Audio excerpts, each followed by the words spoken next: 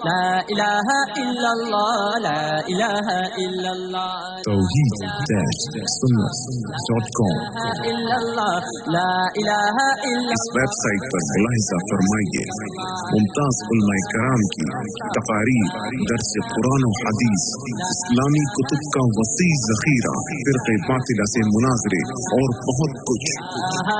إلا الله لا إله إلا الله الحمد لله نحمده ونستعينه ونستغفره ونؤمن به ونتوكل عليه ونعوذ بالله من شرور أنفسنا ومن سيئات أعمالنا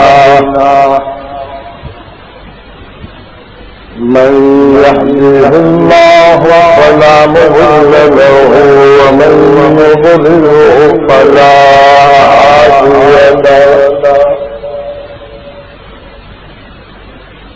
ونشهد أن لا إله إلا الله وحده لا شريك له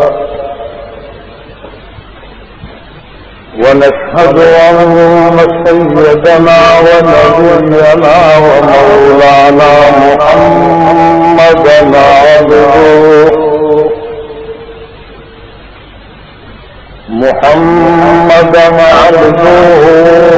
ورسوله صلى الله تعالى عليه وعلى آله وأزواجه وأصحابه وبارك وسلم تسليما كثيرا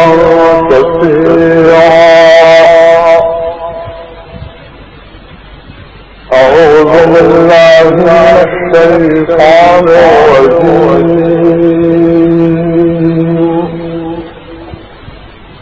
بسم الله الرحمن الرحيم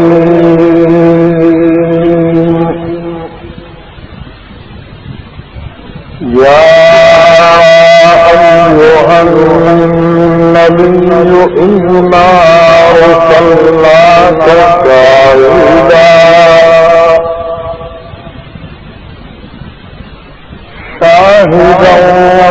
ومبشرا ونذيرا وداعيا إلى الله بإذنه وسراجا منيرا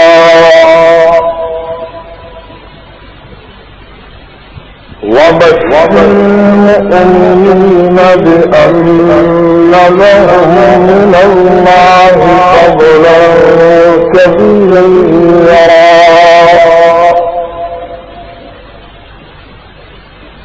ولا تطع الكافرين والمنافقين ودع أذاهم وتوكل على الله وكفى بالله وكيلا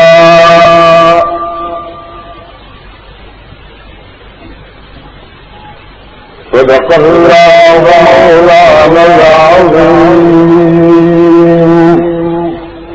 وصدق رسوله النبي الحبيب الكريم ونحن على ذلك لمن الشاهدين والشاكرين والحمد لله رب العالمين.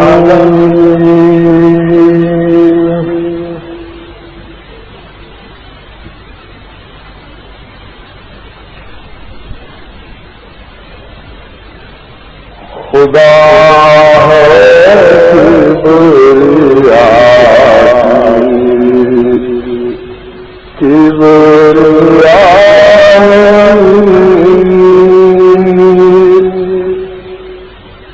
جزاك الله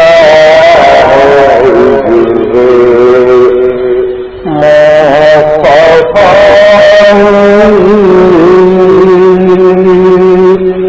جزاك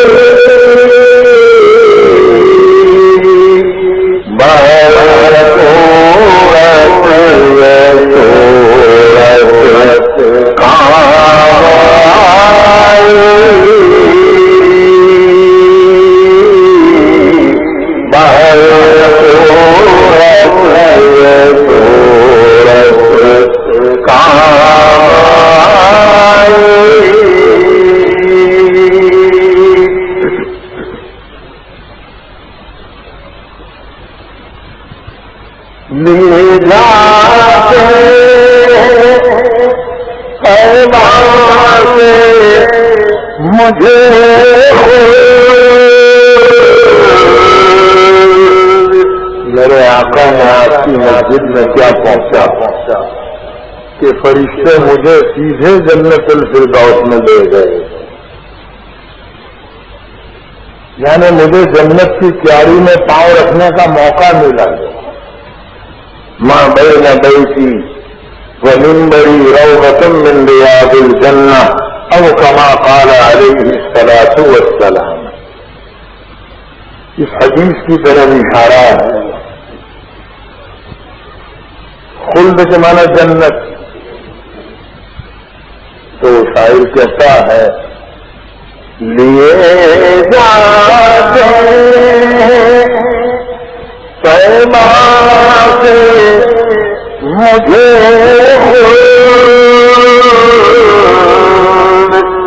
میرے آقا میرے آقا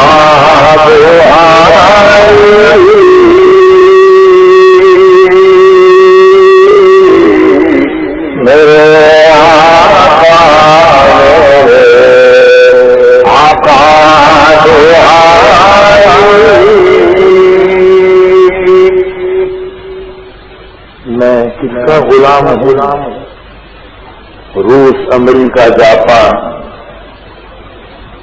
میں اس کا غلام نہیں ہوں۔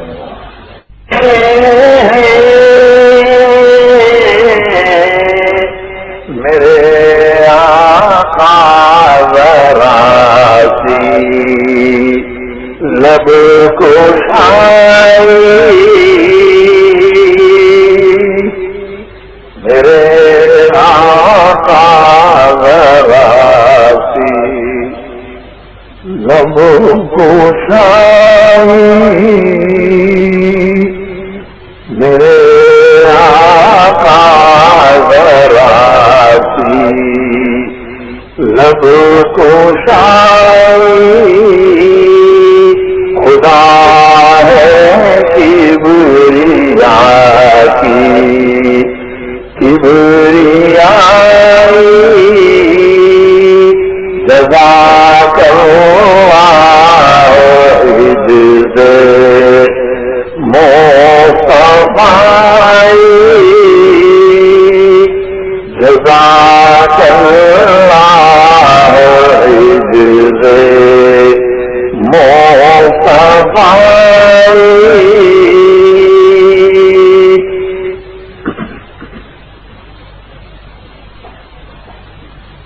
درود شریف پڑھنے ایک مرتبہ. اللهم صل على سيدنا ونبينا مولانا محمد وعلى آل سيدنا ونبينا مولانا محمد وبارك وسلم. بزرگان محترم، 22واں پارہ سورہ احزاب کی یہ آیت پرسوں بھی میں نے پڑھی تھی. اس آیت میں اللہ تبارک و تعالیٰ نے اپنے پیارے نبی کے 5 اوصاف کا ذکر فرمایا ہے. 5 اوصاف. نمبر 1 شاہد، نمبر 2 مبشر، نمبر 3 نذیر، نمبر 4 داعی اللہ، اور نمبر 5 سراجم منیرہ. یہ 5 وصف ہیں. اے ہمارے پیارے نبی، ہم نے آپ کو شاہد بنا کر بھیجا ہے، مبشر بنا کر، نذیر بنا کر، داعی اللہ بنا کر، اور سراجم منیرہ بنا کر ہم نے دنیا میں آپ کو بھیجا ہے.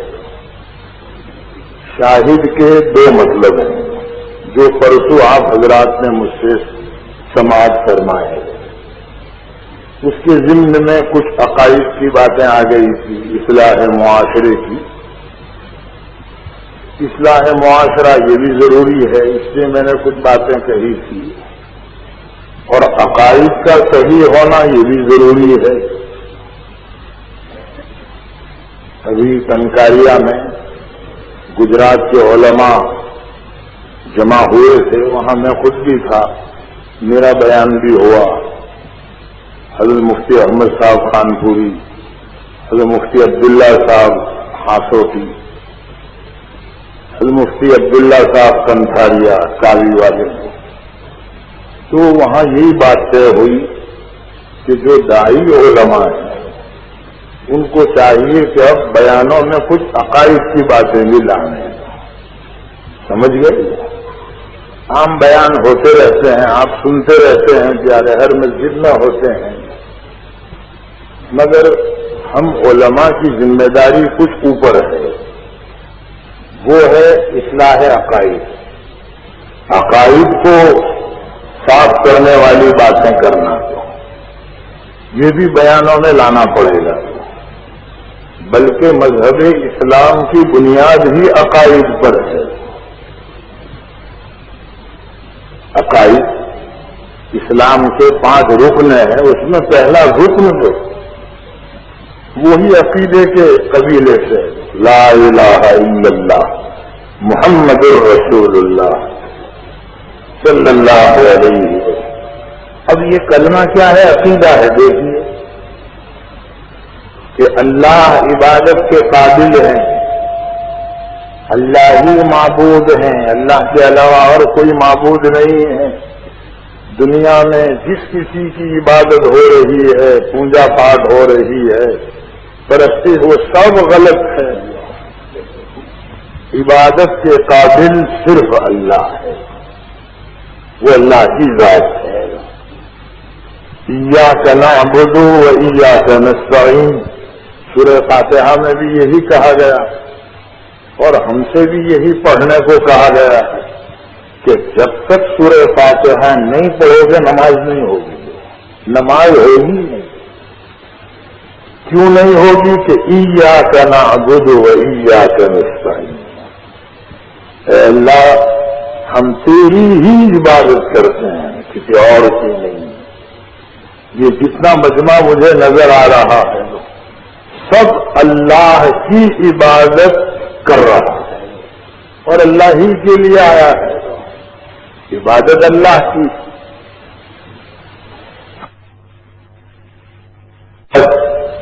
عظمت دلوں میں جناب محمد رسول اللہ صلی اللہ علیہ وسلم کی. جلسہ سیرت النبی جو یہ اسٹیج ہے، یہ اسٹیج ہی میرے خیال سے جلسہ سیرت النبی اجلاس کہ جو عالم بھی آئے گا وہ سیرت النبی پر کچھ کہے گا. تو روزانہ عالم آ رہے ہیں اور وہ اپنے اپنے نمونے پیش کر رہے ہیں.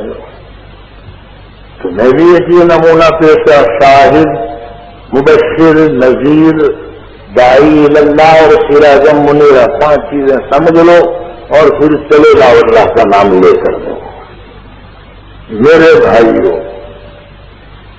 شاہد کے 2 مطلب میں نے پرسوں بتایا آپ کو. دوسرا مطلب یہی تھا کہ امت کے اعمال کی خبر رکھنے والا بنا کر ہم نے آپ کو بھیجا ہے. لہذا معلوم ہوا کہ امت کے اعمال حضور اکرم صلی اللہ علیہ وسلم کو بتائے جاتے ہیں, پیش کیے جاتے ہیں.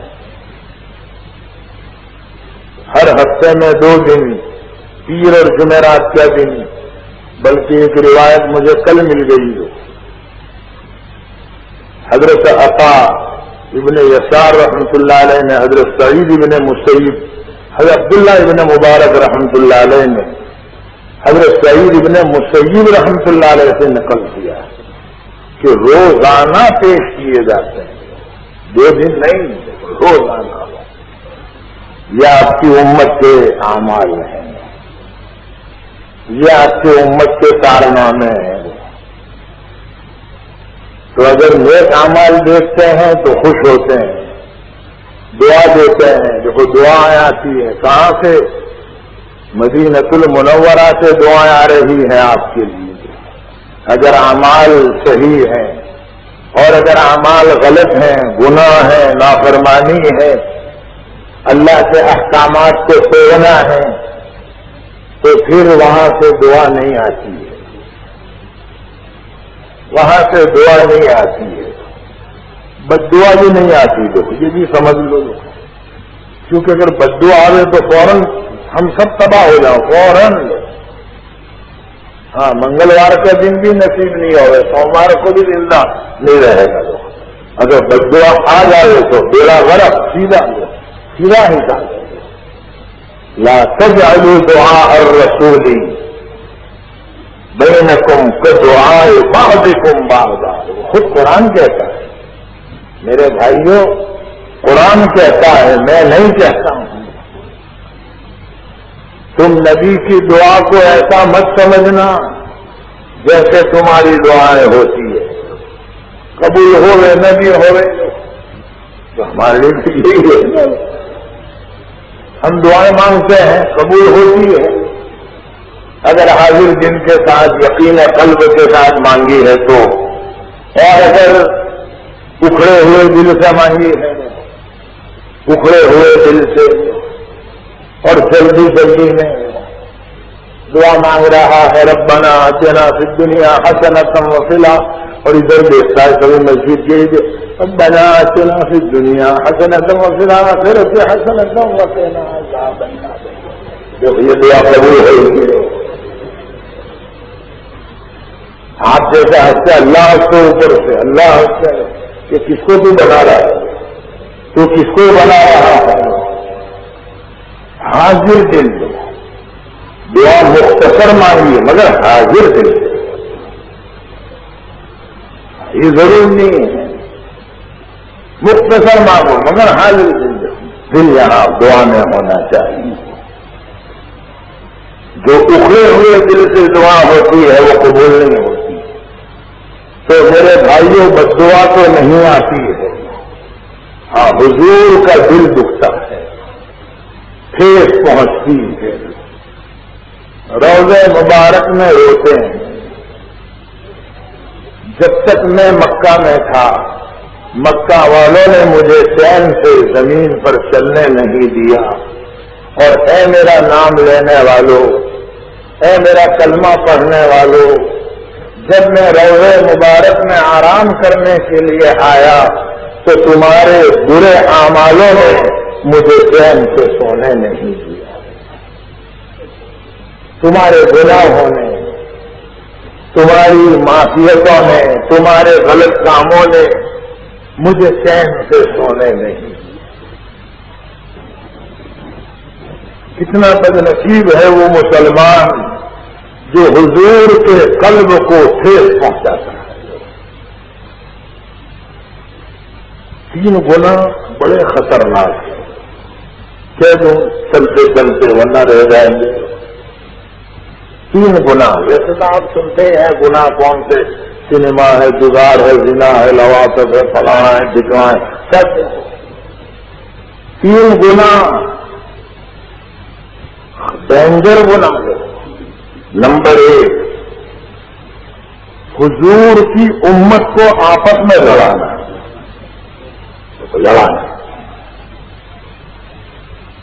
امت کو ٹکڑے ٹکڑے کر دینا. سیاست بندی ہو، اپنے اس کا ساتھ نہیں دینے کا.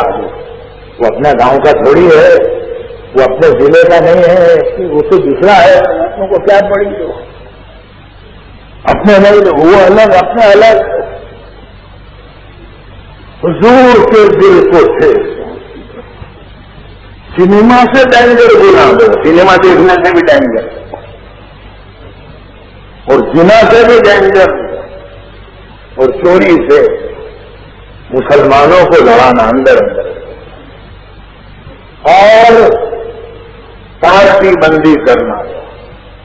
کچھ مسلمانوں کو ادھر کر دینا، کچھ کو ادھر کر دینا، تو ڈینجر گناہ. نمبر 2 ماں باپ کو ستانا، ڈینجر گناہ. اس سے تو اچھا تھا کہ تو 6 سے 9 میں گزر جاتا. تو چاہے اللہ معاف کرتا کہ نہیں کہ تو نے تو تیرے ماں باپ کو ستایا، تو نے تو تیرے ماں باپ کا دل دکھایا. اس سے زیادہ ڈینجر ماں باپ کا دل دکھانا، ان کی بددعائیں لینا. ماں باپ کی دعا فقیر سے تجھے تخت تاج کا مالک بنا دے گی، اور ماں باپ کی بددعا تجھے تخت و تاج سے ہٹا کر در بدر کی بھیک مانگنے والا فقیر بنا دے گی. بددعا، اس نے ماں باپ کی بددعا لے لی. تو بڑے بڑے عالموں کو ہم نے چوپاٹی پر چکرم کی طرح گھومتے ہوئے دیکھا. ہمارے زمانے کے کہ جو پڑھنے میں مجھ سے زیادہ تیز، میری تو کوئی مثال نہیں تھی ان کے سامنے، مجھ سے زیادہ تیز، مگر بات کیا بنی؟ چوپاٹی پر گنڈے کی طرح گھومتے ہوئے نظر آئے. وہ بات یہی بنی کہ ماں باپ کا دل دکھا ہے. وہ ماں باپ نے بددعا دے دی، ختم. علم سب ہاتھ میں مل گیا. علم اور جتنی بھی صلاحیت تھی اور جتنی بھی استعداد تھی وہ سب زمین میں دفن ہو گئی. سب جس نے ماں باپ کو ستایا اللہ اس کو نہیں چھوڑے گا، یاد رکھنا. اور تیسرا ڈینجر گناہ یہ ہے کہ جس نے لوگوں کو غلط بات کی طرف بلایا، اعلان کیا اور اعلان کر کے جمع کیا، جیسا آج کچھ لوگ کر رہے ہیں. غلط بات کی طرف بلایا اور اعلان کر کے جمع کیا ایک جھنڈے کے نیچے. یہ 3 گناہ.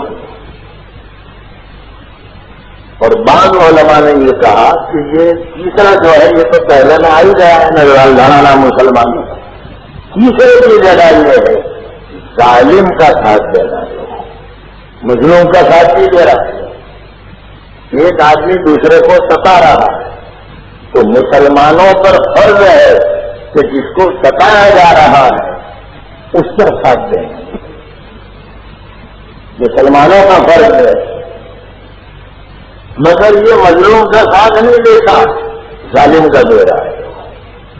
ظالم کا تو ڈینجر گناہ بن گیا. توبہ قبول نہیں ہے اللہ کے یہاں.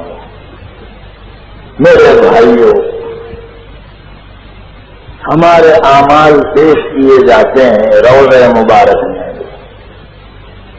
اس سے ثابت ہوا کہ رحمت عالم صلی اللہ علیہ وسلم ہر ایمان والے کو پہچانتے ہیں اس کے اعمال کے اعتبار سے کہ اس کے اعمال کیسے ہیں حضور پہچانتے ہیں. اعمال اگر اچھے ہیں تو میرے آقا اچھی طرح اس کو جانتے ہیں، اور اعمال اگر غلط ہیں، گناہوں والی زندگی ہے، نافرمانی والی زندگی ہے، نہ خود دین پر چل رہا ہے نہ دوسروں کو چلنے دے رہا ہے، نہ میں چلوں نہ تجھے چلنے دوں، نہ میں دین کا کام کروں نہ دوسرے کو کرنے دوں، نہ خدا ہی ملا نہ مثال صنم، نہ ادھر کے رہے نہ ادھر کے رہے، دھوبی کا کتا نہ گھر کا نہ گھاٹ کا، ایسا حال ہو گیا.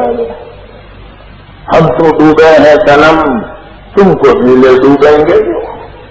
ہم تو گئے کھاتے کے ہیں ہی، لیکن تم کو بھی گئے کھاتے کا نہیں بنا دیں تو ہمارا نام نہیں جاتا ہے. اگر زندگی غلط ہے تو میرے آقا اس کو اسی طرح پہچانتے ہیں. تو اللہ تعالیٰ نے اس آیت میں ارشاد فرمایا، اے ہمارے نبی ہم نے آپ کو شاہد بنا کر بھیجا ہے. یہ پہلا وصف. دوسرا تیسرا وصف، اِنَّا أَرْسَلْنَاكَ شَاهِدًا وَمُبَشِّرًا وَنَذِيرًا. بے شک بھیجا ہم نے آپ کو شاہد بنا کر، خوشخبری دینے والا بنا کر، ڈرانے والا بنا کر. میرے آقا بشیر بن کر آئے اور نذیر بن کر آئے. خوشخبری سنائی کن لوگوں کو؟ جنہوں نے حضور کی اطاعت. مگر پرسود وہ پرویزی نہ کہتا تھا ہے نا، غلام محمد پرویزی آیا تھا پرسود، وہ نہ کہتا نہیں حضور کی اطاعت واجب نہیں ہے، کسی پر واجب نہیں ہے. وہ تو ایک نبی تھے، آئے اور چلے گئے، ختم ہو گئے. تو اسی لیے وہ خاتم النبیین کا ترجمہ غلام احمد پرویزی اور غلام احمد مرزا قادیانی، دیکھو دونوں نے یہ کیا ہے. وہ خاتم النبیین، ختم ہو جانے والا نبی بنا کر بھیجا. نبی تھے ختم ہو گئے، اب یہ تم کس کا نام لے رہے ہو؟ یہ تم کیوں جمع ہوئے؟ یہ ربیع الاول کا مہینہ کون سا مہینہ ہے؟ تم کیوں جمع ہوئے ہو؟ پاگل ہو تم لوگ؟ تم لوگ بھی مولویوں کے چکر میں آ گئے. ربیع الاول کے جلسے، ربیع الاول کے جلسے، سیرت النبی کے جلسے. میں نے پرویزی کہہ رہا ہے، میں نہیں کہہ رہا ہوں، ذرا دھیان سے سنیو، ورنہ کہیں وہ خضر میں الٹا نقل کرو گے. یار مولانا آپ کو کہہ کے کہہ رہے پاگل لوگوں، بیوقوف لوگوں، سیرت النبی کے جلسے کرتے ہو. نبی سے ختم ہو گئے، ختم ہو گئے، وہ مر کے مٹی میں مل گئے. تو یہ وہ کیسے تھے؟ سن لینا یہ پورا مجمع. یہ حضرت مولانا اشرف علی تھانوی رحمۃ اللہ علیہ نہیں کہتے تھے، انہوں نے نہیں کہا. مرزا غلام احمد قادیانی اور غلام احمد پرویزی، یہ دونوں کہتے ہیں خاتم النبیین. آج بھی ذرا گٹر میں سے تھوڑا کیچڑ نکالوں گا. کیچڑ تو بہت ہے نا، گٹر میں بہت ہے، وہ ایک دو دن میں تھوڑی نکلے گا بھائی. وہ تو تھوڑا تھوڑا ہم نکالتے رہتے ہیں. دیکھ بھاگا تالاؤں میں بھی تھوڑا نکالا تھا محرم کے بیان میں. لوگ تبھی انشاءاللہ ابھی تھوڑا جو کچھ رہ جائے گا تو 14 تاریخ کو پھر مجھے آنا ہے آپ کے صورت میں انشاءاللہ. دیکھو تھوڑا بہت رہ جائے گا تو 14 تاریخ کو نکالیں گے. ابھی جتنا نکل رہا ہے اتنا نکالو چلو. یہ وہ کہتے تھے. اسی لیے مرزا صاحب مرے ہیں خنداق کے اندر مرے. منہ میں سے بھی پاخانہ نکلتا ہے. اتنا پاخانہ نکلا, اتنا نکلا, اتنا نکلا. دیکھو ابھی کوئی آدمی یہاں ایسا ہو کہ اس کے منہ میں سے پاخانہ نکلے, ہم لوگ اس کو پاس میں بیٹھنے دیں گے, یہاں سے جانے بھی نہیں دیں گے. دیکھو نکل گیا ہے منہ میں سے, وہاں سے دیکھو, وہاں سے ہڑے دھس. اللہ دنیا میں ہی بتا دیتا ہے سورت والوں منہ میں سے پاخانہ نکلا, اتنا نکلا, اتنا نکلتا ہی. مریدین بھاگ گئے, شاگرد بھاگ گئے مرزا صاحب کے, حتیٰ کے بیوی بچے تھے وہ بھی بھاگے کہ وہاں کیسا باپ ہے کہ کسی کو تو کہاں سے پاخانہ نکلتا ہے, میت پڑے گے تو منہ میں سے نکلتا ہے. دیکھو بیوی بھی نہیں, بیوی بھاگ گئے, ہاں میت پڑے کو چھوڑو, تو منہ میں سے ہی نکلتا ہے. بیوی بھی بھاگ گئی. اللہ کہتا دے, حالانکہ بیوی وفادار ہوتی ہے, یاد رکھنا. پرسوں کی ذرا قضا کر لوں, پرسوں تو میں نے کچھ اور کہا تھا, آج ذرا تھوڑا ماں بہنوں کا بھی کھینچ لوں. آپ کہو گے یار مولوی رفیق بہت ہی بڑے چالاک ہیں, پرسوں کی قضا کر رہے ہیں. ہاں تو بہنوں کا بھی ساتھ دوں گا میں, یاد رکھنا, کیونکہ روٹی تو مجھے ان کی کھانی ہے. تندوری چکن تو اگر سے آپ منگواؤ گے, مگر بنائیں گے تو یہی. بیوی وفادار ہوتی ہے, یاد رکھنا. پوری دنیا چلی جائے اور بیوی نہیں جاتی, دیکھو بیوی شوہر کے ساتھ میں رہتی ہے. ہاں کچھ ہوتی ہے گندی مرغی, کہ پرسوں میں نے مثال دی تھی, کچھ گندی مرغیاں ہوتی ہے تو, لیکن اکثر تو وفادار ہوتی ہے. بیوی رحمت ہوتی ہے شوہر کے حق میں. مرزا صاحب کی تو بیوی بھی چلی گئی, وہی بھاگی. کیا اس کو تو یہاں سے ٹوائلٹ نکلتا تھی, اس کو روکنے کا کیا ہے, تو بات کیا. میرے بھائیوں, حضور کی اطاعت جس نے کی اس کو خوشخبری دی میرے آقا نے. کس بات کی؟ کہ خوشحال زندگی گزارو گے, تو خوشخبری. نمبر 2, موت آسانی سے آئے گی. نمبر 3, آخرت میں حساب کتاب بھی آسانی سے ہو جائے گا. دیکھو جو حضور کی اطاعت کرتا تھا, حضور کی سنتوں پر چلتا تھا دنیا میں, اس کا حساب اللہ آخرت میں کھینچتان کر کے نہیں لیں گے. سن لیجیے, شیخ صاحب کو جس نوکر سے تعلق ہوتا اور 500 روپے دے کر بمبئی بھیجا یا بوئیسر کسی کام کے لیے بوئیسر بھیجا, پانی پلانے کا ماحول نہ بنا. توحید-sunnah.com بیٹھ جاتے تھا, تو پی لے اور بیٹھ جاتے ہو. تو میں اس لیے پیتا ہوں کہ مجھے بیان کرنا ہے پیارے, ورنہ چلو تم بیٹھ جاؤ, میں قسم ہو جاتی 1 بجے تک نہیں پیوں گا پانی میں. آپ بیٹھ جائیے بیان کرنے کو, میں 1 بجے تک نہیں مانگوں گا پانی. وہ تو مجھے کیونکہ بیان کرنا ہے, گلا میں کتنا آواز چلاؤں گا. تو پانی پی پی کر ہم یہ رگیں گیلی رکھتے ہیں, سر رکھتے ہیں, تاکہ بیان آسانی سے ہو جائے. ہاں جزاک اللہ فی الدارین خیر جزا دے, کیونکہ ذرا ذہن ہٹ گیا وہ لائن سے بات ہٹ جائے گی. میرے بھائیوں, ہم سب چاہتے ہیں کہ موت آسانی سے ہو, خوشحال زندگی گزارو گے, موت آسانی سے آئے گی, حساب کتاب میں آسانی, اللہ حساب لیں گے نہیں. کی محمد سے وفا تو نے تو ہم تیرے ہیں, کی محمد سے وفا تو نے تو ہم تیرے ہیں, یہ جہاں چیز ہے کیا لوح و قلم تیرے ہیں. تو نے اگر ہمارے لاڈلے نبی سے وفاداری کی تو پھر ہم تیرے، پوری دنیا تیری. ابھی تو سنا آپ نے ہے نا نظم میں، کون کے درجہ گدا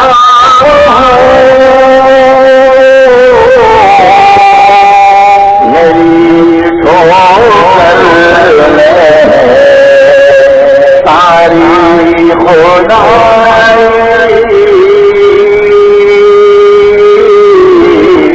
میری ٹھوکر ساری خدائی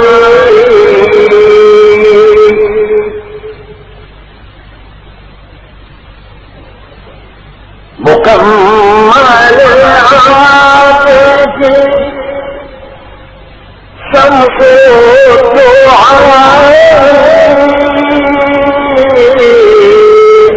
مکمل آپ کی بدرو جائی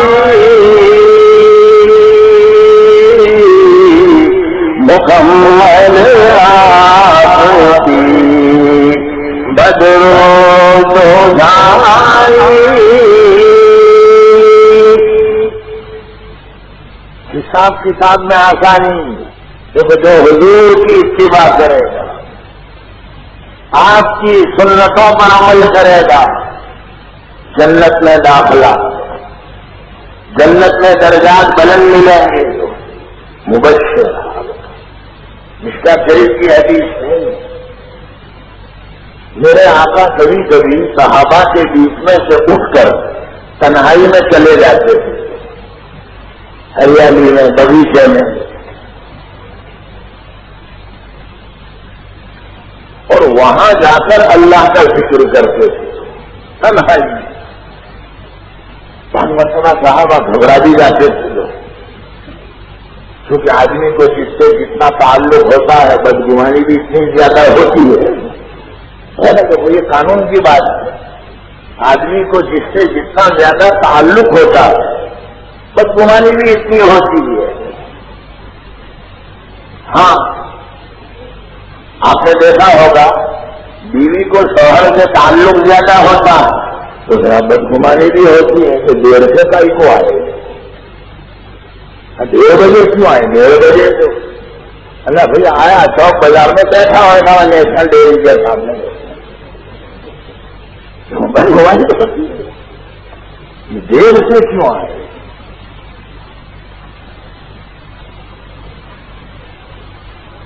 وہ ایک گاؤں ایسا تھا کہ وہ گاؤں والوں نے آئینہ دیکھا نہیں تھا، لطیفہ ہے، تھوڑی دیر 4 منٹ کی، وہ آئینہ دیکھا نہیں تھا. وہ گاؤں کا رہنے والا ایک آدمی ہوگا،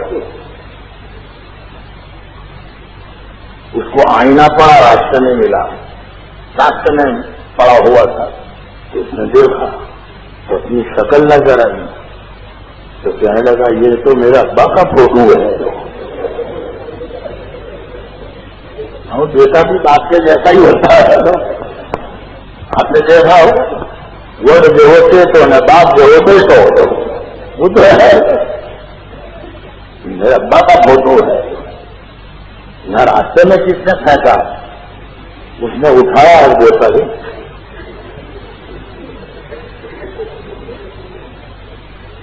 سیدھا گھر لایا اور کباڑ میں رکھ دیا. اب فجر میں 7 بجے جب نکلے نوکری پر جانے کے لیے تو کباڑ کھولے اور وہ آئینہ نکالے. ہاں یہ میرے ابا کا فوٹو ہے، میرے ابا کی ناک ایسی تھی، میرے ابا کی ٹوپی ایسی تھی، میرے ابا کی پھر ایک بوسا دے پھر ہاتھ پہ ڈالتے. اب وہ بیوی دے کے وہ کچن میں سے وہ بیوی رسوڑے میں سے دیکھتی تھی، ہم وقت کیا کر رہے ہیں، کچھ کباڑ میں سے نکالتے ہیں، اس کو گچھی دیتے ہیں، جیسے آنکھوں پہ لگاتے ہیں اور سیر پہ رکھتے ہیں. تو بیوی تو بڑی چالاک ہوتی ہے، یاد رکھیے. ہاں تم بھی کوئی ایسا آئینہ لے جا کے کباٹ میں نہ رکھتے ہی اللہ کے واسطے دو، نہیں تو اپادیاں کھڑی کرواؤ گے. یہ تو وفادار ہوتی ہے. ہاں آج تو میں ان کا ہی کھینچوں گا، یاد رکھیے. پرسوں میں نے تمہارا کھینچا تھا، پھر مجھے بہت افسوس ہوا ٹرین میں دیکھ کہ میں نے یہ نظام نہیں دی ہوتی تو بہت اچھا ہو. تو میں نے پرسوں سے طے کر لیا کہ اللہ اس کی قضا کروا دے میں دوں گا، یاد رکھیے. پرسوں میں نے تمہارا کھینچا تھا، پھر مجھے بہت افسوس ہوا ٹرین میں دیکھ کہ میں نے یہ نظام نہیں دی ہوتی تو بہت اچھا ہو. تو میں نے پرسوں سے طے کر لیا کہ اللہ اس کی قضا کروا دے میرے سے. جب بیان میں بات آئی گئی ہے تو پھر کائی کو چھوڑو میں دو آ گئی ہے. اب وہ بیوی دے کے بیٹھا، بیوی نے طے کر لیا کہ آج یہ جاوے نے میں کباڑ کھول لوں. شوہر چلا گیا تو بیوی نے کباڑ کھول کے وہ آئینہ نکالا. اب یہ بھی کیونکہ وہی گاؤں کی رہنے والی تھی کہ جس نے آئینہ کبھی دیکھا نہیں تھا، اس کو معلوم ہی نہیں کہ آئینہ کس کو کہتے ہیں. تو آئینہ لیا اور دیکھا تو اس کو اپنا فوٹو نظر آیا گیا.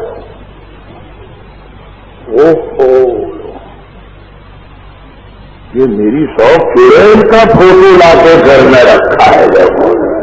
سریل میرے جیسی پری گھر میں موجود ہے. ارے بھائی پری ہے تو پری کا فوٹو دکھتا ہے نا اندر، پھر سریل کا کو کیسی ہے اس کو؟ میرے جیسی پری گھر میں موجود ہے اور سریل کا فوٹو لاتا ہوں. آج ان کو آنے دو، شام کو دو. کھانا بند، چائے بند، ناشتہ بند، پانی بند، سب بند. اب وہ شام کا وقت ہوا، شوہر گھر میں آیا، تھکا ہارا تھا. تو شوہر نے کہا چائے پانی لا میری. تو وہ تو ہری من کا ڈاٹا پھولا کے بیٹھی ہوئی تھی کچن کے اندر، ہری من کا ڈاٹا پھولا ہوا تھا. تو کباب کی طرف اشارہ کر کے کہنے لگی چائے اور پانی اس سے ہی مانگ لو جو اندر ہے، میری شوق اندر اس سے مانگ لو. ارے کیا تو کہہ رہی ہے چائے پانی لا؟ تو کہ جو اندر ہے اس سے ہی مانگو. ارے کیا اندر ہے؟ کہ اندر وہ تم جو فوٹو لائے نا سورج کا، اس سے چائے ناشتہ مانگو، میں دینے والی نہیں ہوں. کیا کہا؟ میرے ابا سے فوٹو کو سورج کا فوٹو کہتی ہے؟ اب جھگڑا یہاں چالو ہو جائے. ون میاں بیوی میں چلی گئی، یہ تو میرا ابا کا فوٹو ہے، سورج کا فوٹو ہے. ارے میرا ابا کا فوٹو ہے سورج کا. تو نیچے سے ایک پادری جا رہا تھا. وہ پادری نے دیکھا کہ کچھ جھگڑا ہو رہا ہے اوپر. تو بیچارہ اچھا تھا، وہ پادری آیا اوپر، کیوں لے رہے ہو؟ تو میرے ابا کا فوٹو ہے، وہ سورج کا بنا رہے ہوئے. تو بیوی کو پوچھا تو کہا کہ سورج کا فوٹو لا کے رکھا ہے اور پھر اپنے بچاؤ کے لیے کہتے میرا ابا کا فوٹو ہے، سورج کا فوٹو. وہ پادری نے کہا کہ لاؤ مجھے بتاؤ، ابھی میں فیصلہ کر دیتا ہوں. اب وہ آئینہ پادری نے لیا تو پادری بھی کیونکہ وہی گاؤں کا رہنے والا تھا، اس نے بھی آئینہ لیا. ہم کو ملے تم، نہ تم کو ملے ہم، یہ تو ایسا معاملہ ہے. اب وہ پادری نے جب آئینہ لیا تو اس کو اپنا فوٹو دکھا دو، بال بڑے بڑے اور مونچھیں لمبی ہے، چترویش کی طرح دو، مونچھیں لمبی اور بال بھی لمبے اور کالر بھی بالکل جیسے کوئی آیا ہو نا. وہ پادری نے کہا غلط، نہ تیرے باپ کا فوٹو نہ چڑیل کا فوٹو، یہ تو ہمارے کسی پھندر پادری کا فوٹو ہے. تمہارے گھر میں نہیں رہنے دے گا، ہم لے جائے گا یہاں سے. وہ لے کے چلتا ہی بنا پادری، دیکھو وہ لے کے چلتا ہی بنا. تو ادھر شوہر بھی چپ ہو گیا ہے، بیوی بھی چپ ہو گئی. وہ جھگڑا ہی ختم ہو گیا، وہ جھگڑا ہی ختم ہو گیا. میرے بھائیوں،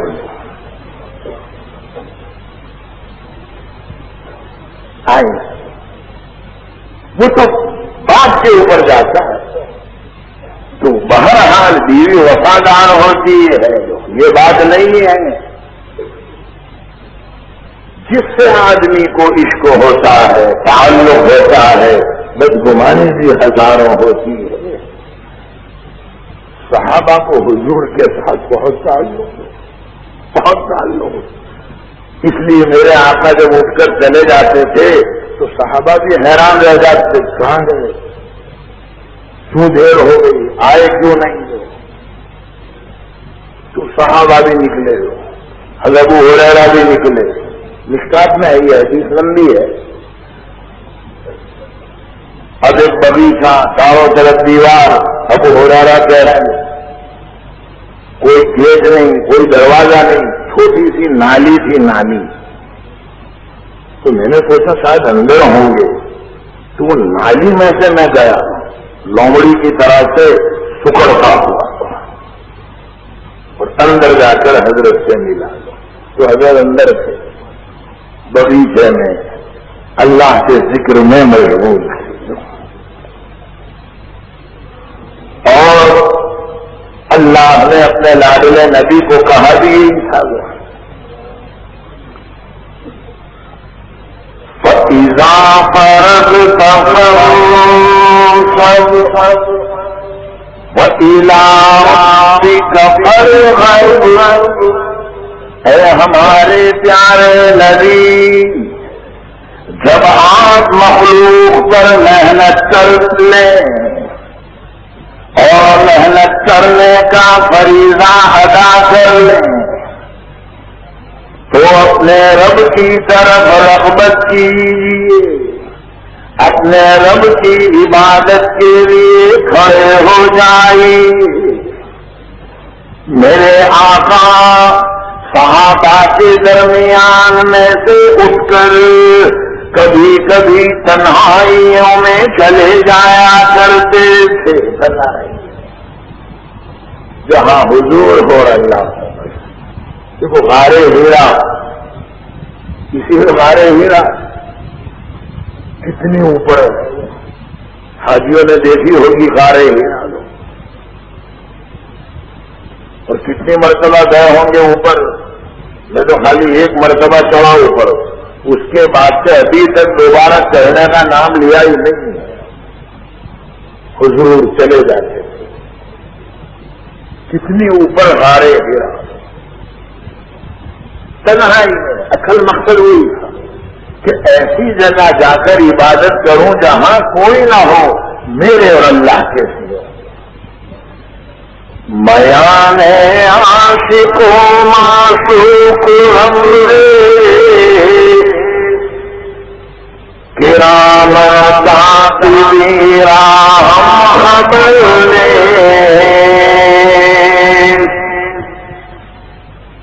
کبھی کبھی عاشق و معشوق کے درمیان میں راز و نیاز کی باتیں ہوتی ہیں.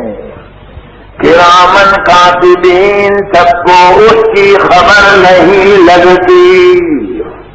تنہائی میں تو حضور بھی بغیچے میں گئے. حضرت ابو ہریرہ پہنچے. میرے آقا نے فرمایا ابو ہریرہ تم یہاں آ گئے؟ ہاں حضرت، آپ تو اٹھ کر چلے آئے. تمام صحابہ گھبرا گئے، کہاں گئے؟ آپ کو سب ڈھونڈنے کے لیے گئے کہ حضور کہاں گئے کہاں گئے، ہے نا. اسی لیے حضرت انس کہتے تھے کہ اگر ہمیں حضور کو ڈھونڈنا پڑتا تو جس گلی میں سے ہم کو خوشبو کی مہک زیادہ آتی تھی، وہ خوشبو کی مہک سونگتے سونگتے سونگتے ہم چلے جاتے تھے کہ آقا یہاں سے گئے ہوں. خوشبو آتی آپ کے بدن میں سے، آپ کے بالوں میں سے خوشبو آتی تھی اور قدرتی تھی. حضرت کو لگانی نہیں پڑتی تھی، لگانی نہیں پڑتی، قدرتی. وہ شاعر نے کہا نا گلاب کا پھول خوشبودار اس لیے ہو گیا ہے کہ اس کے اوپر پسینہ گرا ہے جناب محمد رسول اللہ صلی اللہ علیہ وسلم کا. گلاب کا پھول خوشبودار ہو گیا. ان گلوں کی خوشبو کا ذکر کیا کروں،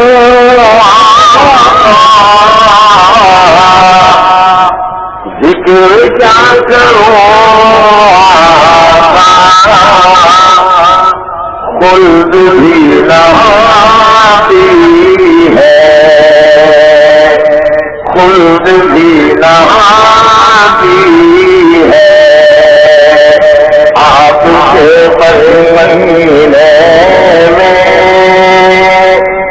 خلد بھی نہاتی ہے، آپ کے مہینے میں۔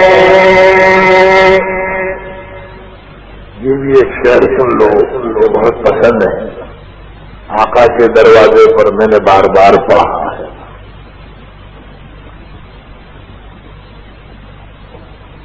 سارے گناہ بھول جائے، لطف آئے جینے میں، لطف آئے جینے میں، ایک بار پہنچا دے، ایک بار پہنچا دے، گر خدا مدینے میں،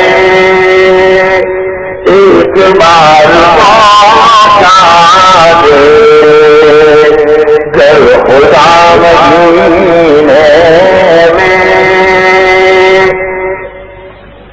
میرے بزرگوں صحابہ ڈھونڈنے کے لیے نکل جاتے تو میرے آقا نے حضرت ابو ہریرہ سے فرمایا ادھر آؤ، اے ابو ہریرہ بغیچے کے باہر جاؤ اور جو بھی تمہیں پڑھے کلمہ پڑھتا ہوا، جو اشہد ان لا الہ الا اللہ محمد رسول اللہ پڑھے، اس کو جنتی ہونے کی بشارت دے دو، جو مبشرہ خوشخبری دے دو۔ اور میرے آقا نے چپل دیے، چپل دیے، ابو ہریرہ چپل لے جاؤ، صنعت کے طور۔ یہ مدرسوں میں جو فارغ ہونے والے طلبہ ہوتے ہیں تو مدرسے والے ان کو صنعت دیتے ہیں نا، صنعت، وہ اس کی اصل بھی یہی حدیث ہے کہ بھائی جب یہ فارغ ہوئے عالم بنے جامعہ راندیر میں سے اشرفیہ میں یا دارالعلوم بڑودہ میں سے ان کو صنعت دو کہ یہ عالم بن گئے، انہوں نے اتنے کتابیں پڑھ لی، امتحان دے دیا، پاس ہو گئے ہیں، اب یہ دین کی بات کہہ سکتے ہیں، یہ سند، دیکھو یہ سند ہے، سرٹیفکیٹ وہ یہیں سے نکالا ہے۔ میرے آقا نے چپل دیے، اب حضرت ابو ہریرہ باہر نکلے، خدا کا کرنا کہ ان کو حضرت عمر ملے باہر، لو جلالی صحابی، حضرت عمر تو بڑے جلالی غصے والے تھے۔ ابو ہریرہ ذرا کہاں جا رہے ہو؟ تو کہ حضرت تو اندر ہے۔ اچھا تو تم کہاں جا رہے ہو؟ پوری چپل کیسے؟ وہ حضرت عمر چپل دیکھ کے پہچان دے، حضرت نے مجھے بھیجا ہے، جو بھی کلمہ پڑھتا ہو اس کو میں جنتی ہونے کی بشارت دے دوں۔ اچھا صرف کلمہ پڑھنے پر؟ تو کیا ہاں، تو واپس چلو گا تو رہوں گا۔ عمر تو عمر تھے، بلکہ حدیث میں آتا ہے حضرت عمر نے حضرت ابو ہریرہ کی دیکھو یہ فیصلہ نہیں، یہ پکڑا اور دھکا مارا تو واپس چلو۔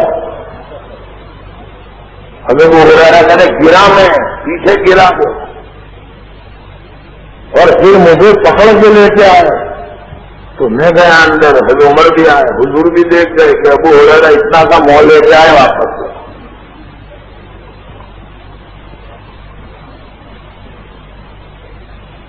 ابو ہریرہ کیا ہوا؟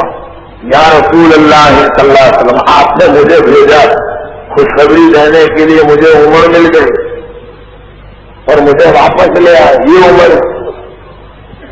عمر تم نے ایسا کیا؟ تو کیا ہاں یا رسول اللہ صلی اللہ علیہ وسلم، صرف کلمہ پڑھنے پر اگر بشارت مل جائے گی تو لوگ بھروسہ کر کے بیٹھ جائیں گے اور عمل کرنا چھوڑ دیں گے. فخلی سبیلہم یعملون یا رسول اللہ. سرکار میری رائے ایسی ہے، میرا سمجھنا بھی یہ ہے کہ ابھی سے لوگوں کو یہ بشارت نہ دی جائے، عمل کرنے دو، عمل کرنے دو. میرا مشورہ ہے ادب کے ساتھ. یہ حضرت عمر کا مقام اور مرتبہ تھا کہ حضور نے حضرت عمر کی بات مان لی اور حضرت ہریرہ سے چپل واپس لے لی کہ لاؤ چپل لگا. ٹھیک ہے، عمر جیسا کہنا بھی رہنے. حضرت عمر کا مقام تھا. یہ وہی عمر ہے جو تلوار لے کر حضرت کو مارنے کے لیے چلے تھے، لیکن عمر نے جب کلمہ پڑھا اور ایمان لائے ہیں اور حضور کے سچے عاشق بنے تو آج عمر کا یہ مرتبہ ہے کہ درخواست رکھی اور حضور نے قبول کر لی. اور میرے آقا نے فرمایا لو کان بعدی نبیا لکان عمر. میرے بعد بھی اگر کوئی نبی بنایا جاتا تو خطاب کے بیٹے عمر ہوتے، لیکن میں سب سے آخری نبی ہوں. میرے بعد اب کوئی نبی آنے والا نہیں. لیکن مرزا غلام احمد قادیانی کیا کہتا تھا؟ نہیں، میں ہوں، حضرت کے بعد ایک نبی اور آنے والے ہیں. اور مرزا دلیل کیا پکڑتا تھا؟ وہی سورہ صف کی آیت جو حضرت عیسیٰ علیہ السلام نے بشارت دی ہے بنی اسرائیل کو کہ میرے بعد بھی ایک نبی آئیں گے، ان کا نام احمد ہوگا. یا بنی اسرائیل انی رسول اللہ الیکم مصدقا لما بین یدی من التوراۃ ومبشرا برسول یأتی من بعد اسمہ احمد. اے اولاد یعقوب، میں تم سب کے لیے نبی بنا کر بھیجا گیا. میں تورات کی تصدیق کرنے والا نبی ہوں اور میں تمہیں خوشخبری دیتا ہوں اس پیغمبر کے آنے کی جو میرے بعد آئیں گے. نام اس کا احمد ہوگا. تو مرزا غلام محمد قادیانی کیا کہتا تھا؟ دیکھو قرآن کی آیت پر دیکھو قادیانی کیا کہتا کہ یہ بشارت حضرت محمد صلی اللہ علیہ وسلم نے دی ہے. وہ یا بنی اسرائیل کو کہا ڈالا ہے، وہ کہا کہ حضرت محمد صلی اللہ علیہ وسلم کہہ کر گئے کہ میں اگلی کتابوں کی تصدیق کرنے والا نبی ہوں اور میرے بعد بھی ایک نبی آئیں گے، نام ان کا احمد ہوگا. تو احمد وہ میں ہوں، مرزا غلام محمد قادیانی. محمد جس نبی کے آنے کی بشارت دے کر گئے ہیں وہ نبی میں ہوں. دیکھیے کتنا وہ آیت کو الٹ دیا. حالانکہ حضرت عیسیٰ علیہ السلام نے بشارت دی بنی اسرائیل کو کہ میرے بعد ایک نبی آئیں گے، نام ان کا احمد ہوگا. تو میرے آقا کا نام محمد اور احمد جو محمد نام میرے آقا کے دادا نے رکھا تھا عبد المطلب نے، اور احمد میرے آقا کا نام آپ کی والدہ محترمہ حضرت آمینہ نے رکھا تھا. حضرت آمینہ نے اپنے لال کا نام احمد رکھا تھا اور دادا نے اپنے پوتے کا نام محمد رکھا تھا. اچھا قرآن میں بھی یہ دونوں نام ہے، دیکھیے دونوں نام، ایک تو یہ آیت جو ابھی پڑھی میں نے، دوسری وہی آل عمران والی جو وما محمد الا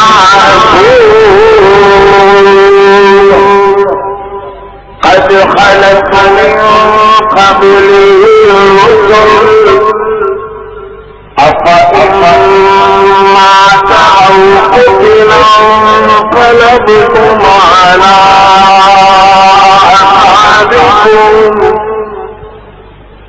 ومن ينقلب على عقبيه فلن يضر الله شيئا وسيجزي الله الشاكرين۔ سورت کے پیاروں، میرے آقا کا نام محمد، اس جگہ اللہ نے محمد کا نام ذکر فرمایا، اور ایک دوسری جگہ کی جو محمد رسول اللہ والذین معه أشداء على الكفار رحماء بينهم تراهم ركعا سجدا يبتغون فضلا من الله ورضوانا۔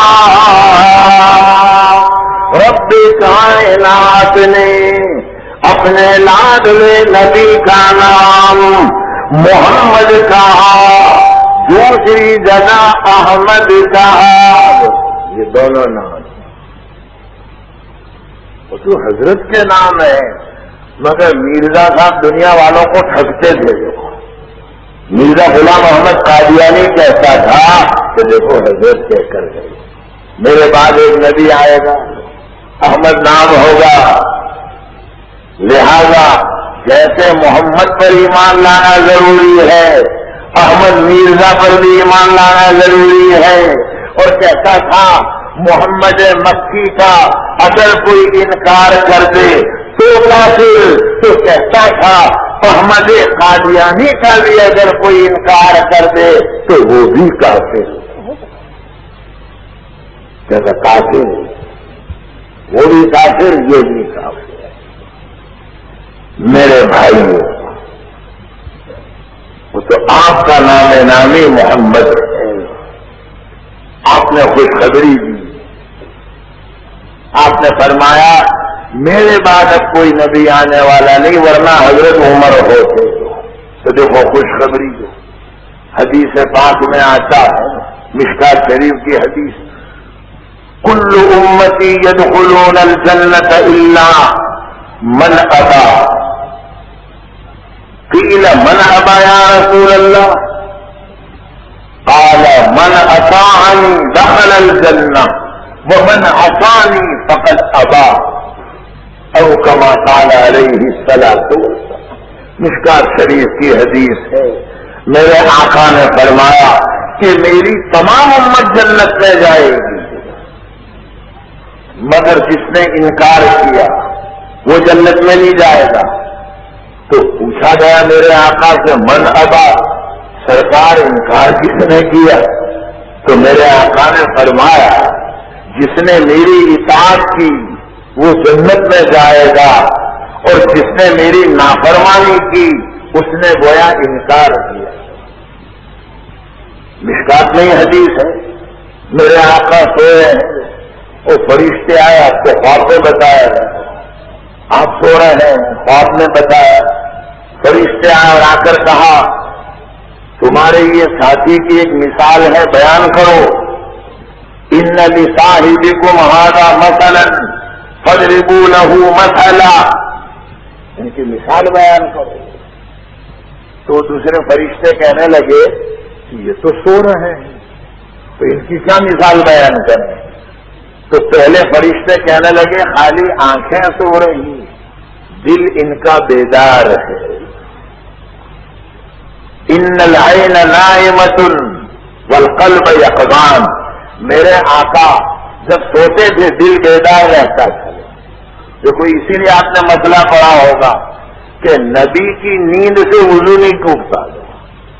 حضور سو جاتے تھے بڑی نیند، تہجد کی نماز پڑھتے تھے رات کے بالکل اخیری حصے میں تہجد کی نماز. اب اگر بیویوں میں سے کوئی بیدار ہوتی تو حضرت ان سے بات چیت کرتے تھے، حاجت ہوتی تو حاجت پوری کر لیتے تھے. مشکات میں ہے، حدیث میں ہے، آپ حاجت ضرورت پوری کر لیتے تھے، ورنہ آپ سو جاتے تھے. پھر تھوڑی دیر کے بعد اٹھتے اور فجر کی 2 سنت پڑھتے تھے. اچھا 2 سنت پڑھنے کے بعد بھی اگر بیویوں میں سے کوئی بیدار ہوتی تو آپ باتیں کرتے تھے. نبی نے یہ بتایا کہ فجر کی 2 سنت پڑھنے کے بعد بیوی سے باتیں کرنا بھی عبادت ہے. نبی نے یہ بتایا. آج ہمارے نوجوان اپنی بیویوں سے رات کو بات کرتے ہیں، کتنے نٹھوڑ بیل کی طرح سے گھومتے رات کو 2-2 بجے تک. گرمیاں ہے ہمارے بڑودا میں تو ایسے بہت کیس ہیں، پتہ نہیں آپ کے صورت میں، اللہ کرے صورت میں نہ ہوئے تو اچھا ہو، اللہ کرے صورت میں نہ ہو تو اچھا ہو. نہ ہے وہاں مولوی صاحب اڑی بجے تک گھر میں آتے نہیں تھے. کسی نے کہا مولوی صاحب 3 بجے تک نہیں آتے. پتا نہیں کوئی تعلق ہی نہیں، کوئی رشتہ ہی نہیں. 3 بجے یہ میرے آقا کا عمل ہے. بیوی سے بات کرتے تھے فجر کی 2 سنت پڑھنے کے بعد. اور اگر بیویاں بھی کوئی اٹھی نہیں ہوتی سوئی ہو تو پھر میرے آقا بھی سو جاتے تھے 2 سنت پڑھنے کے بعد. اچھا کیسے سو جاتے تھے؟ نیند آ جاتی تھی. حضرت کو پڑھتے ہی نیند آ جاتی تھی، ہم کو نہیں آتی. کیوں نہیں آتی؟ ہمارے ٹینشن بڑھ گئے ہیں. یاد رکھنا لو یہ سب ٹینشن والے ہیں، اس سے نہیں آتی نیند. کہ مولوی صاحب 1:30 بجتا ہے کوئی بھی نیند نہیں آتی ہے. پھر بڑی مشکل سے آنکھ کو چلے گئے، ابھی تو 2:15 بجے ہیں، نیند نہیں آتی. 2:45 بجے حضرت کو نیند آ جاتی تھی اور سو جاتے تھے. گلے کی رگیں پھول جاتی، ناک میں سے آواز آتی، اتنی گہری. اور پھر حضرت بلال اٹھانے کے لیے آتے. جب جماعت کا وقت ہوتا اٹھاتے کہ یا رسول اللہ اٹھ جائیے، جماعت کا وقت ہو گیا. تو پھر میرے آقا نیند سے اٹھتے اور سیدھے مصلے پر جاتے. دیکھو سیدھے. اسی لیے ایک دن حضرت بلال اٹھانے آئے حضور کو تو نیند میں تھے. تو کوئی جملہ حضرت بلال کی زبان پر آیا نہیں. انگوٹھا پکڑ کر ہلانا بھی بے ادبی سمجھا. بے ادبی کیا کم تھا تو ان کی زبان سے یہ لفظ نکل گیا الصلاۃ خیر من النوم. الصلاۃ خیر من النوم. نماز ہر حالت میں نیند سے بہتر ہے. جیسے سنا تو حضرت اٹھ گئے. فرمایا بلال کیا کہا تم نے؟ پھر سے کہو. الصلاۃ خیر من النوم. فرمایا کل سے فجر کی اذان میں یہ جملہ شروع کر دو. میرے آقا نے فرمایا پوری دنیا میں فجر کی اذان میں یہ جملہ چالو ہو گیا. دیکھو بمبئی میں بھی جا کے فجر کی اذان سنو گے تو کیا ملے گا بولو؟ اچھا لندن میں بھی اگر فجر کی اذان سنو گے تو حیالتین کے بعد کیا جملہ ملے گا بولو؟ الصلاۃ خیر من النوم. مدینہ میں تو ہے میرے آقا نے جو چیز چلا دی وہ چل پڑی. قیامت تک کے لیے چل پڑی. لیکن اگر کوئی اور مہربان چلانا چاہے اور گڑ مسل کرنا چاہے اذان کے بیچ میں یا اذان کے بعد میں تو سب میں نہیں چلے گا. یاد رکھنا سب میں نہیں چلے گا. میرے آقا کی نیند سے وضو نہیں ٹوٹتا کیونکہ سونے میں بھی ہم بیدار رہتے تھے اور ہم لوگ سونے میں تو سوتے ہی ہیں, بعض مرتبہ بیدار رہنے میں بھی سوتے ہیں, ہے نا. بعض مرتبہ بیدار رہنے میں بھی سوتے ہیں. وہ سبق میں درسگاہ میں بعض لڑکوں کو ہم دیکھتے ہیں بس یوں کتاب سر جھکائے رہتے. تو میں سمجھتا ہوں کہ شاید بہت دھیان سے کتاب دیکھتا ہے مگر وہ پتہ چل جاتا ہے کہ یہ بگلے کی طرح سو رہا ہے. جیسے بگلا پانی میں کھڑا رہتا ہے وہ ہم سمجھ جاتے ہیں کہ یہ سو رہا ہے, سبق نہیں سن رہا ہے. ہماری درسگاہ میں بال بگلے ہوتے ہیں, اسی لیے تو بعض مرتبہ ڈھگلے کے ڈھگلے نکل رہے ہیں مگر سب سجلے کے سجلے بگلے کے بگلے. سمجھ گئے گا. ہاں آخر را اشارہ کافی کچھ ہی کام کے نکلے مگر ہو رہا ہے. پھر بھی ہمارے بزرگوں نے کہا کہ نہیں, یہ جو بگلے بھگت کی طرح جو سوہلے ہیں نا یہ بھی کام کے ہیں. یہ بھی جب مدرسے سے نکلیں گے تو کام کریں گے, دین کا جہاں جائیں گے وہاں نماز پڑھائیں گے, نماز پڑھائیں گے, مسجد کی دیکھ بھال کریں گے. یہ بھی دین کا کام ہے.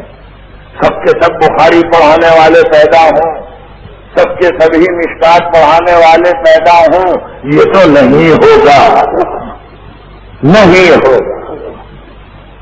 تو ہمارا تو سونا تو سونا ہے غفلت میں, بیدار رہنا بھی ہمارا سونا ہے. سوتے رہتے اور حضور سونے کی حالت میں ہمارا سونا ہے. سوتے رہتے اور حضور سونے کی حالت میں یہ بیدار رہتے تھے. آپ کا وضو نہیں ٹوٹ, ہمارا وضو ٹوٹ جاتا ہے. ہاں اگر بیٹھا بیٹھا سو رہا ہے تو کوئی اس طرح ہی ہوں اور سر چکرا رہا ہے, یہ وضو نہیں ٹوٹے گا, یاد رکھنا. لیکن ٹیک لگا کے سو گیا ہی ہوگا, ٹیک لگا کے سو گیا. ایسا سو گیا کہ اگر پیچھے سے وہ تکیا ہٹا لیا جائے تو دھون لے کے گرے. تب امام صاحب کہیں گے کہ وضو کر کے آؤ تو لے جاؤ گا. نماز پڑھنے مسجد میں آتے ہو کہ ٹیکا لگا کے سونے آتے ہو یہاں. ارے بھائی وضو ٹوٹ گیا, جا وضو کر کے آؤ. خروجیری کا مزنہ میرے آقا نیند کی وجہ سے وضو ٹوٹتا نہیں. تو فرشتوں نے کہا یہ تو خالی آنکھیں سو رہی, دل بیدار ہے. تو پھر فرشتوں نے مثال دی کہ ان کی مثال ایسی ہے کمثل رجل بنا دارن وجعل فيها مأدبة وأرسل داعيا فمن أجاب الداعي دخل الدار وأكل من المأدبة ومن لم يجب الداعي لم يدخل الدار ولم يأكل من المأدبة. محمد فرق بين الناس, محمد فرق بين الناس. وہ فرشتے کیا ہیں, ان کی مثال ایسی ہے کہ ایک شیٹھ نے بڑا گھر بنایا اور پھر اس میں دعوت کا دسترخوان لگایا اور ایک دعوت دینے والے آدمی کو بھیجا کہ جب دعوت دے کر آؤ. تب جس نے بھی وہ داعی کی دعوت کو قبول کیا وہ گھر میں بھی آئے گا, دعوت کا دسترخوان لگے گا, دعوت کا کھانا بھی کھائے گا, شیخ صاحب سے ملاقات بھی ہوگی. اور جس نے اس کی دعوت قبول نہیں کی وہ گھر میں بھی نہیں آئے گا, دعوت بھی نہیں کھائے گا, شیخ صاحب سے یہ ملاقات نہیں ہوگی. تو وہ پھر پوچھا وہ فرشتوں نے کہ اب اس کی تعویل کرو. کہ گھر بنانے والا کون، یہ گھر کیا ہے، اس کی تعویل کرو. تو پھر وہ فرشتے بولے کہ یہ تو سو رہے ہیں، کیا تعویل کریں؟ تو پھر فرشتوں نے کہا آنکھیں سو رہی ہے، دل بیدار ہے. تو پھر کہا گھر بنانے والا ہے اللہ. جو گھر بنایا وہ اسلام، اور جو دعوت کا دسترخوان لگایا وہ جنت اور جنت کی نعمتیں، اور جس کو دعوت دینے کے لیے بھیجا وہ محمد صلی اللہ علیہ وسلم، یہ جو سو رہے ہیں ان کو بھیجا دعوت دینے کے لیے. اب جن لوگوں نے ان کی دعوت قبول کی وہ جنت میں بھی آئیں گے، اسلام میں بھی آئے، پھر جنت میں جائیں گے، جنت کی نعمتیں کھائیں گے، اللہ کا دیدار بھی ہوگا. اور جنہوں نے ان کی بات نہیں مانی وہ اسلام میں بھی نہیں آئے، جنت میں بھی نہیں جائیں گے، اور نعمت بھی نہیں کھائیں گے، اور اللہ سے ہی ملاقات نہیں ہوگی، اور اللہ بھی ناراض ہوگا ان سے. محمد فرق کرنے والے ہیں لوگوں کے درمیان. جس نے محمد صلی اللہ علیہ وسلم کو مان لیا اس نے گویا اللہ کو مانا، اور جس نے ان کو نہیں مانا کسی کو نہیں مانا.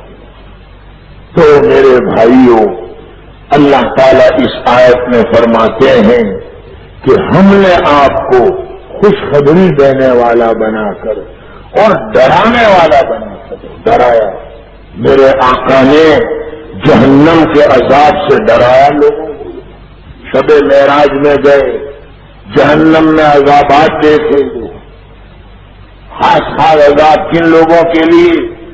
جنہوں نے قرآن یاد کیا اور پھر بھول گئے، ان کا عذاب سخت دیکھا. جو قرآن کو بھول گئے ہے نا، قرآن کو پڑھتے رہو. وہ شاعر کہتا ہے پڑھتے رہو سدا تم قرآن کی آیتوں کو،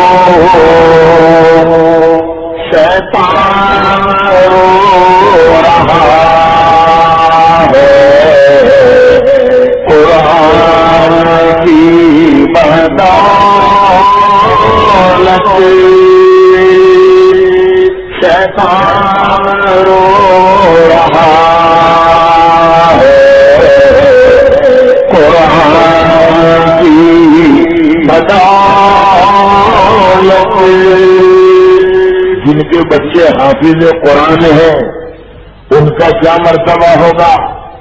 قیامت کے دن شاعر کہتا ہے ماں باپ کے سروں پر نورانی تاج ہوگا.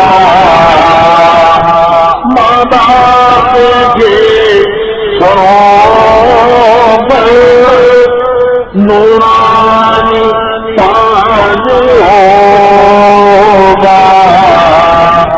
بیٹے تو جنتی ہے قرآن کی بدولت. سینوں میں تازگی ہے قرآن کی بدولت. یہ عذاب بھی دیکھا. زنا کرنے والے مرد اور زنا کرنے والی عورتوں کا عذاب دیکھا. تندوری چکن کی طرح سے ان کو آگ میں بھونا جا رہا ہے. ننگے مرد اور ننگی عورتیں. اچھا، نمبر 3 حرام مال کھانے والے، لوگوں کا دبانے والے، حرام مال کھانے والے، ان کا عذاب بھی دیکھا. سڑا ہوا گوشت کھا رہے ہیں، اندر سے کیڑے نکل رہے، کیڑے، وہ سڑا ہوا گوشت. حالانکہ پڑوس میں بھنا ہوا فرائی تلا ہوا چاندی کا ورق لگایا ہوا بہترین خوشبودار گوشت پڑا ہے اس کو نہیں کھا رہے ہیں، وہ سڑا ہوا گوشت کھا رہے ہیں. تو میرے آقا نے پوچھا جبرائیل یہ کون لوگ ہیں؟ تو عرض کیا آپ کی امت کے وہ لوگ ہیں جو حرام مال کھاتے تھے. حالانکہ اللہ نے ان کے لیے حلال مال کی شکلیں رکھی تھی، حلال مال رکھا تھا، مگر انہوں نے حرام مال کھایا. ان کی یہ مثال بتائی جا رہی. تو ڈرایا لوگوں میرے بھائی، سود کھانے والے، بیاج کھانے والے، ان کے عذاب جیسے خون کے سمندر میں نہا رہا ہے، ہوتا کھا رہا ہے، باہر نہیں نکل سکتا. فرشتے کے ہاتھ میں پتھر ہے، وہ باہر نکلنے جاتا مارتا ہے، سر ریزہ ریزہ ہو جاتا ہے، تڑپتا ہے، تڑپتا خون کے اندر. پوچھا جبرائیل یہ کون ہے؟ فرمایا آپ کی امت کا بیاج خور آدمی جو بیاج کھاتا تھا، سود کھاتا تھا، غریب کے خون کو چوستا تھا، اس کی سزا ہے. تو اللہ تعالیٰ فرماتے ہیں انا ارسلناک شاہدا ومبشرا ونذیرا داعیا الی اللہ باذنہ. اس کو ابھی چھوڑ دیجئے بھائی، ٹرین پکڑنی ہے مجھے. انشاءاللہ 14 تاریخ کو میں آنے والا ہوں، تو یہی سلسلہ میں کہہ دوں گا. میں یاد رکھوں گا وہاں تک انشاءاللہ، بھولوں گا نہیں. تو دوسرے 2 وقت جو باقی رہ گئے اور کچھ کہنا ہے تو انشاءاللہ تیسرے پروگرام میں سن لیں. 14 تاریخ کو سگرام پورا اقصی مسجد کے پاس وہیں کا پروگرام ہے. دعا فرمائیں اللہ تبارک و تعالی ان کہی ہوئی باتوں کو قبول فرمائیں، عمل کرنے کی توفیق عطا فرمائیں، اور آج کے اس جلسے کو اور تمام جلسوں کو اللہ پاک قبول فرمائیں.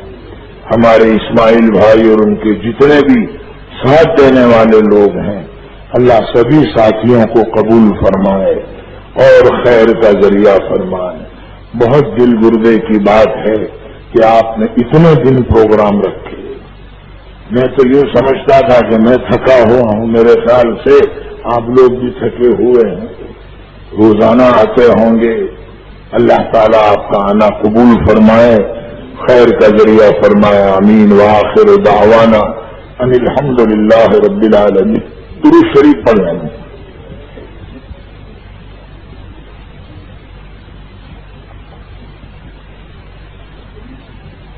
حاجی ابراہیم حاجی غنی بھائی جالاواڑی مرحوم کے لیے دعا کی گزارش کی گئی ہے، اور مرحوم محروم نساء کے لیے بھی دعا کی درخواست ہے.